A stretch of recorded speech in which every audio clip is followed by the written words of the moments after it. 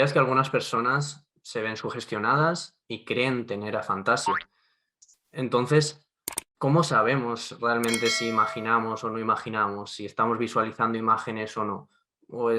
¿Cómo podemos realmente saberlo? Porque al final has comentado, y yo mismo lo he visto cuando he estado indagando, que hay pues esos, digamos, baremos del 1 al no sé cuánto para saber si ves con nitidez una imagen mental. Pero yo mismo los he hecho y me resulta complicado realmente estimar cuánto de nítido veo la imagen o me resulta difícil medirlo. Entonces, ¿cómo lo podemos saber realmente? So as you said, many people think they have it, even if they don't. But how can we know whether we visualize images or not? Because you were talking about scales from 1 to 5, but how do I know? Because it's really difficult. I tried to do it, but I couldn't really assess it. So is there a measurement?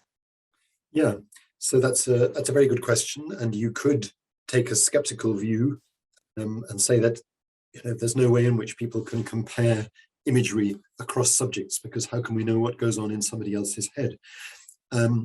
My own view is actually that in the main, introspection is quite a useful guide and probably reasonably accurate, but it's perfectly legitimate to ask for some additional evidence. And I think that can now come from several directions. The first direction is that, and we may go on to talk about this, there are clearly some associations between aphantasia and other psychological traits. And the fact that a pattern is beginning to emerge suggests that we're looking at a real phenomenon, a genuine phenomenon. So that's one line of evidence. And then there are other ways of measuring imagery which can be helpful, which make it possible to triangulate, if you like, between first-person reports, aspects of behavior, and things that we can measure objectively. So let me give you 3 examples, if that's all right. The first is the use of pupil size. So if you have imagery and you imagine looking at a bright sun, your pupils will constrict. If you imagine looking at the stars on a dark night, your pupils will dilate. We don't see that in people with aphantasia. So that's one bit of objective behavioral evidence in support of their description of their imagery. Another nice experiment, I should say this work is done by a collaborator of mine called Joel Pearson in Sydney. Another nice experiment involved reading very scary stories to people with aphantasia and people with normal imagery while measuring their skin conductance.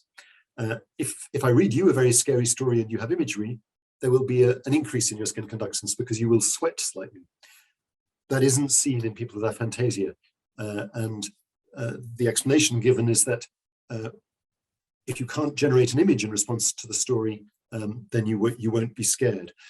I should say that there was a nice control in this experiment by which people with aphantasia were shown scary pictures, and they did show a skin response in response to the scary pictures. So it's not that they can't feel emotions, it's just that the verbal description doesn't generate emotion. And then as a third line of evidence, I'll refer back to what I said about the differences in brain activity between people with very vivid imagery and people who lack imagery. It does look as if there are some neural differences, some differences at the level of brain activity between people with more and less vivid imagery. So I think there are beginning to be a number of reasons for trusting the introspective reports of people with aphantasia. On the whole, of course, one always has to maintain some degree of skepticism about first-person reports, but I think they're a very useful place to begin. Sí, realmente tienes razón. Uno podría ser escéptico también y creer que este fenómeno no exista, pero hay cosas que realmente nos indican que sí es un fenómeno que existe. Empezamos a tener evidencia. Por ejemplo, las personas que tienen afantasía tienen algunos rasgos psicológicos que se le asocian y se está convirtiendo en un patrón. También hay maneras de medirlo de forma más objetiva. Por ejemplo, se han hecho varios experimentos. Se le ha pedido a las personas que vean un sol muy brillante y esas personas han cerrado los ojos. Y luego se le ha pedido que miren las estrellas y se han esforzado para abrir sus ojos. Y las personas con afantasía no han hecho lo mismo. Esos experimentos los está haciendo un colaborador mío en Sydney. Y también ha habido otros experimentos a nivel de conducción de la piel. Por ejemplo, se les relataban historias de terror y las personas con afantasía que no pueden pensar en imágenes, no pueden ver las imágenes, realmente no tenían esta conducción, mientras que las personas sin afantasía sí la tenían. Pero en cambio, si se les enseñaba una imagen física que daba miedo, entonces sí tenían miedo. El problema entonces es que simplemente la descripción verbal no evocaba ninguna imagen. Entonces yo pienso que empieza a haber evidencia y que este fenómeno realmente existe. Y también se han visto diferencias a nivel de la actividad cerebral, diferencias neurológicas y de la actividad cerebral entre personas que ven las imágenes y personas que no las ven.